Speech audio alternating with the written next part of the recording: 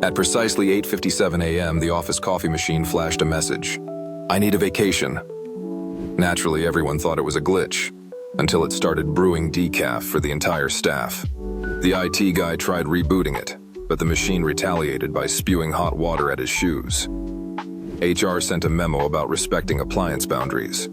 By noon, the copier was making cappuccinos, and the coffee maker was reading travel blogs. When the boss begged for espresso, the coffee maker replied, "Sorry, I'm on a coffee break." Productivity plummeted. Morale percolated.